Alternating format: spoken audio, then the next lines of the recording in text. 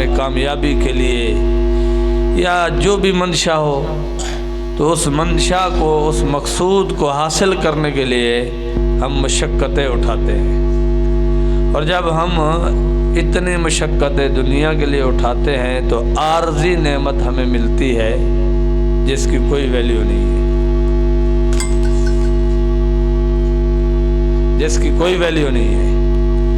لیکن حقیقی محبت، حقیقی نعمت اللہ کی رضا ہے، اللہ کا قرب ہے، اللہ کی محبت ہے۔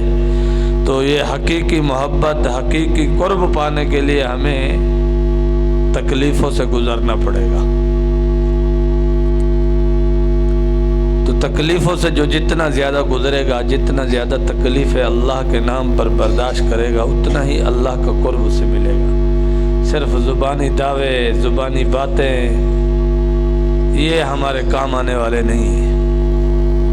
قرب الہی کا ذریعہ اللہ کے لیے تکلیف اٹھانا ہے، اللہ کے لیے تانے سہنا، اللہ کے لیے لوگوں کی باتیں سہنا، تب جا کے اللہ کا قرب حاصل ہوگا۔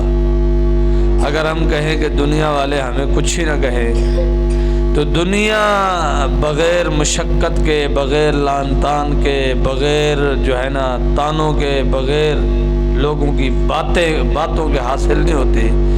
تو اللہ کا قرب، اللہ کی محبت کا حاصل ہونا میرے خیال میں ناممکن ہے۔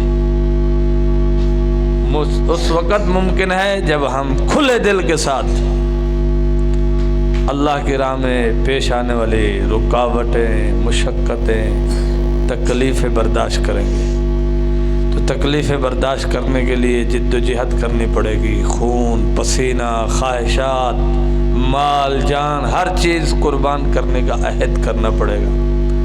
اور جب ہر چیز اللہ پہ قربان کرنے کا عزم کریں گے تو اس وقت ہماری زندگی میں بہار آئے گی، لطف آئے گا، مزہ آئے گا، اللہ کا قرب حاصل ہوگا۔